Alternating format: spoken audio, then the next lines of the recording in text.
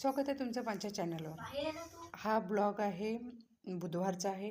सकाळची शाळा होती आणि त्यांना स्पोर्टचे कपडे घालावे लागतात बुधवारी आणि शनिवारी। तर ती शाळेत गेली आणि तिच्यासोबत ती पण जायला पाहत होती।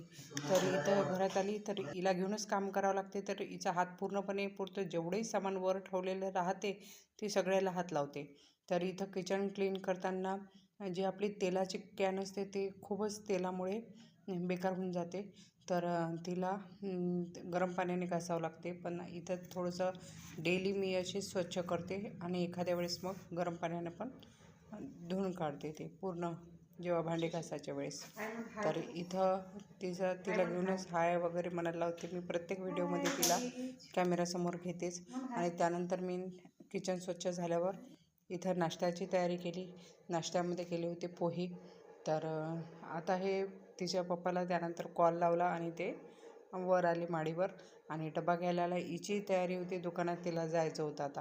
तर इथं कुलूप लावून असते आमचं, तर त्याच्यावरूनही ती पाय टाकायला पाहते। वर राहत असल्यामुळे लहान मुलांची जरा भीतीच आहे, त्यामुळे जास्त पाहावं लागतं।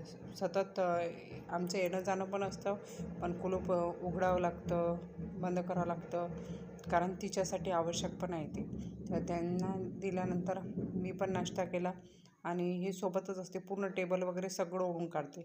तर इथं मी केसाला मेहंदी लावली होती आणि माझे कामं करायला सुरुवात केली। तर इथं घराला पूर्ण पोछा मारला।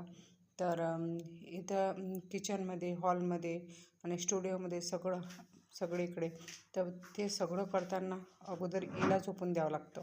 ही झोपली तरच काम होतात। ही झोपली होती आणि तिकडे आप्पाचा वगैरे नाश्ता झाला। तेवढ्यातच ती पण शाळेतून आली। एवढेच कामं होत नाही तर त्याची शाळा लवकरच सुटत चालू आहे। दोघींची मस्ती चालू होती आल्याबरोबर।